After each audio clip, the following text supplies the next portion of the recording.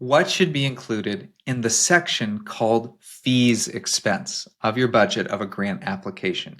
This is an odd one. It's not the most common one. And we're going to talk through how to deal with this specifically. Even if there's not a fees expense line item, this video is going to be valuable because it's going to help you start to think about what is called overhead or what is called indirect, or what can be put in and what cannot into a grant budget.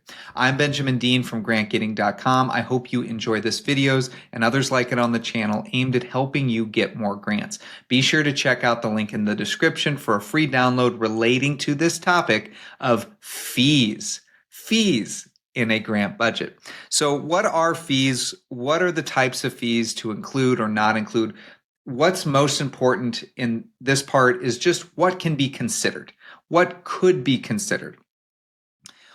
The first is just listing everything out. And this is where most of those that put together grant budgets, they kind of skip this step because they are looking historically, say, at a program budget or an organizational budget created at the end of the previous year for the current year that may or may not have been very comprehensive, or may not be in the same format with the same parameters as a grant budget. So as to say, the way that the organization is categorizing its expenses might actually be more limiting than what is allowed in a grant budget. Okay, so what that means is there's an opportunity from that grantor to put more administrative or more indirect cost items into the budget of that grant, given that they're legitimate and you have the logic for why they're included. You have a solid justification. You might be able to put more into a particular program budget to get covered than your executive director or your board thought possible when putting together the organizational budget or that program's budget for the organization. Okay, so there's a bit of strategy in here, and this is really important because some of these fees are going to happen irrespective of your program. Overhead, they have to happen.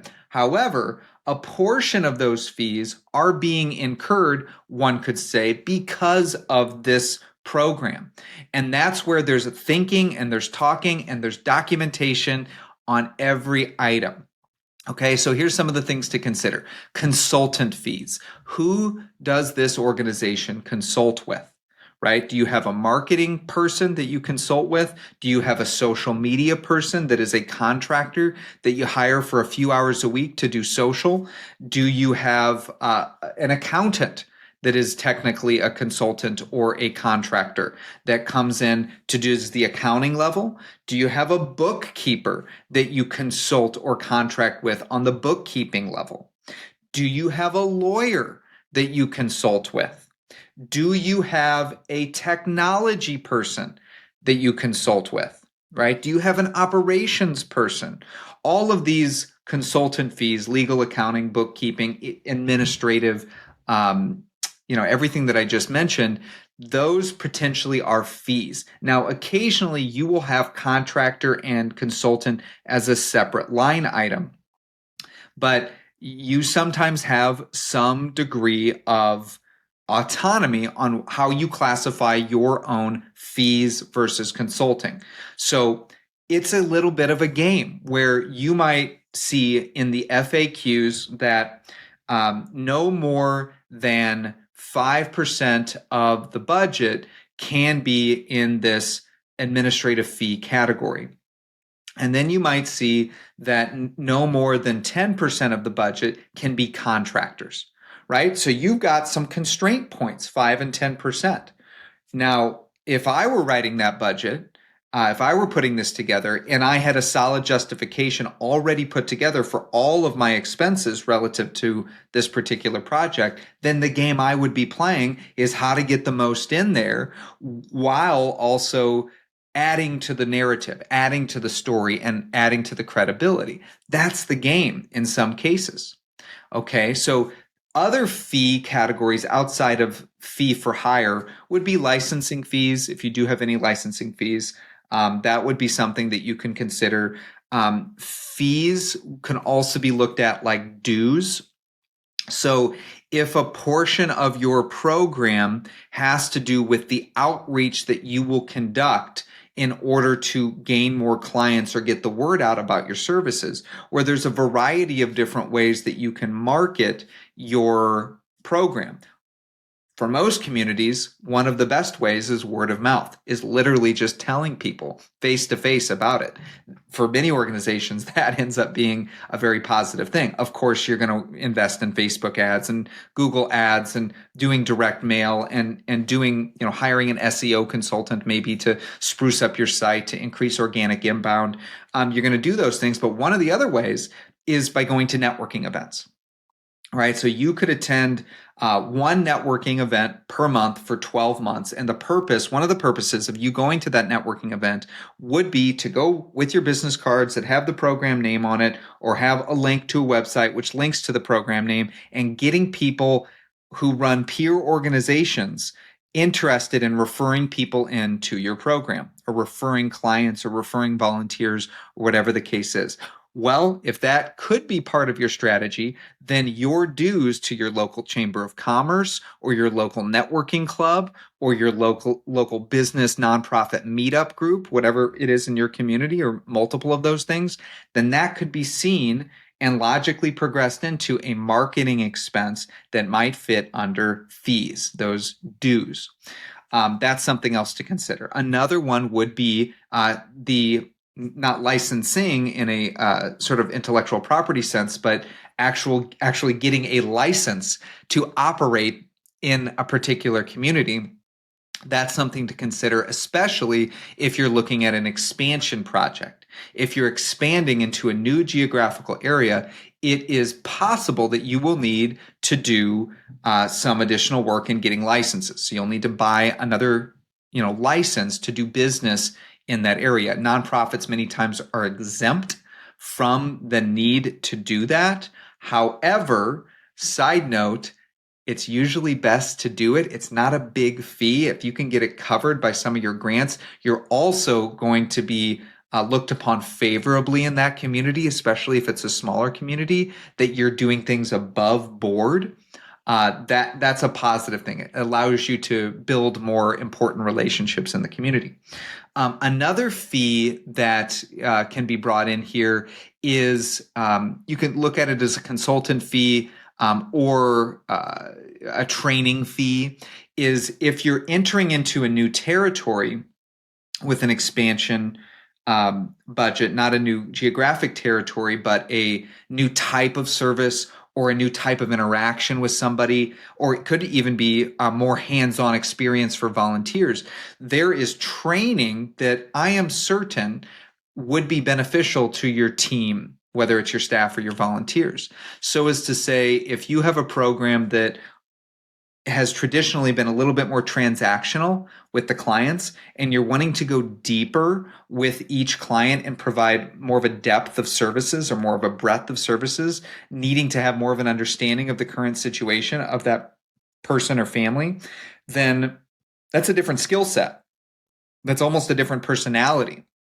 And so there are trainings around how to work with people for survey training. There are trainings for how to work with individuals with mental health disorders or mental health concerns, how to identify that and how to work with that. There is, if there's this aspect of being more hands-on with people and needing to have first aid training, or if there's an aspect of your operations that is being increased and you need to have more equipment, then you need to have equipment training or safety training. All of these things, if added appropriately with a smart budget justification, in this most previous example, these can actually be additive to your grant narrative, showing the grantor that you're not only thinking about the stuff you need, but also what you need to provide to your team, volunteer or staff, in order to operate this program smoothly and safely and within best practices, that's a positive thing for those grantors. Okay, that's going to give you as a grant writer more ammunition to talk about this being an above board program. Okay, so fees are something that you got to brainstorm. You got to talk with your team, training, professional development, safety, licenses, all these different things, consultants could be under fees. Now, estimating and documenting fees. This is point two. As with any contractor, if you're looking at contracting fees, you're going to get a quote. Okay, you're going to do some sort of estimate on your end first on how much time would be needed, or what the project scope would be, what you need, irrespective of time. You're going to work with a consultant, hopefully multiple consultants to get multiple bids. You're going to get things in writing, and you're going to have consultant A says, here's what I understand your project is. Here's what my estimate is for hiring me to do it. You have consultant B and consultant C, all with the same project scope. Then you have all three. You can pick one. You can have an average of the three. You can pick the middle one. It's kind of up to you what you want to do, as long as you have it documented. Somewhat easy to understand there. If you have the other types of fees, which are dues or are trainings or professional development or licenses, you're also going to be able to get those costs by calling, or you already know them because you paid for them last year. And you just want to have documentation. So it's kind of like, for bookkeeping, you need a receipt for every expense that you had. Well, when you're doing pro formas, you're doing budgets for the future, you want to have some documentation for every expense that you're estimating.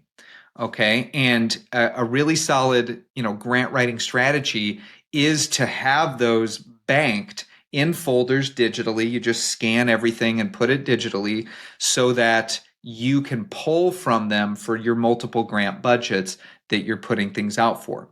Now, in the case of, like, let's say a license to operate in a city, in that city, you're going to be operating 3 different programs, right? So, you can articulate that the cost of this license, let's say it's $1,000, is 1/3 allocated to this program, right? So you're going to have the documentation for $1,000, previous year payment for this license, and you're estimating $1,000 for the next 12 months. Then you're going to have a logical progression in the justification that says 1/3 of that is applicable towards this program. Okay, so that's very common as well. And as long as you're tracking things on spreadsheets, it's not that complicated to do this. You just want to actually have it tracked somewhere. So that's estimation, that's documentation, and then we get into justifying the need for your fees in your budget. It's essential to justify why each and every fee is necessary for the project's success. Funders want to know that each dollar they provide will directly contribute to the project's goals. So when you have these more indirect things that are necessary by your articulation for the project, but they're by definition more indirect, then you need to spend just a little bit more time making sure that your explanation is clear. You want to test your explanation with other people before you start popping it into all these grant budgets. Because here's the other thing about, grant budgets. When you're getting into a new year or a new cycle of grants, you're going to be using and many times a new set of expenses to pull from to build these budgets. Well, if you've got a flaw in it, many times what happens is you've already ripped out 10 or 15 grant applications before you've even heard back from one of them, right? So you really want to test your budget justifications solidly with someone on the team, with a board member, with a friend, with somebody who has some degree of experience in this space before you start ripping these things out there. The fees, the consultants, anything that's more indirect, when you have a budget sort of parameter that doesn't have an indirect cost rate, which is 5, 10, 15%, typically around 10%. When when you don't have that, you have a little bit more onus on yourself to justify. When you do have the indirect cost rate, you very rarely will see fees as part of it, unless they are direct cost fees. Okay, so that's a difference as well that you need to think about as it relates to point 3, your justification. If you've got in the budget template, the budget parameters, an articulation by the grantor that you can allocate up to 10% or up to 12% of the total cost of the budget for indirect. So if you've got a $90,000 direct cost budget and you've got up to 10%, then you got another $9,000 you can layer on top of that. You've got a $99,000 budget. That's great.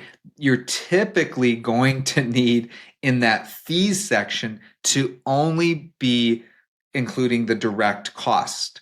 And if you have any questions about that, you just ask that grantor. But there's typically more of an eye on these more indirect costs in the line item portion of the budget if there's an indirect cost rate that's allowed on that. So just keep that in mind, that that's typically how that works.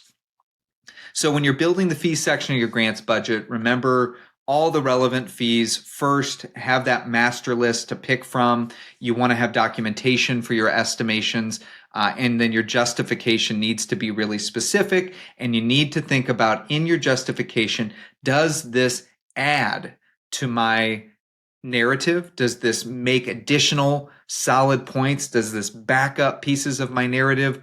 Or is this sort of somewhat complimentary? You have to sort of wordsmith your way to making it work. If it's in this category, you really need to think about, should I include this or not? Because the worst thing you can do is you can add these few $100s here and there in fees and indirect sort of costs that don't make that big of a difference in terms of the monetary value, but they add this sort of kind of yellow flag of like, what is this person doing in their budget here? Okay, and that's really the worst thing you can do, is put in an ineligible expense or put in an expense that doesn't make any sense just because you're trying to get a few extra bucks out of this. So those are the things to consider. There's a link in the description with 10 tips on fee budgeting and fee expenses as it relates to grant budgets. Check that out. And if you have any questions about expenses related to fees, pop them in the comments and I'd love to answer them there. Thank you so much for jumping in. Please let me know if you need anything in the comments, and we'll see you in the next video.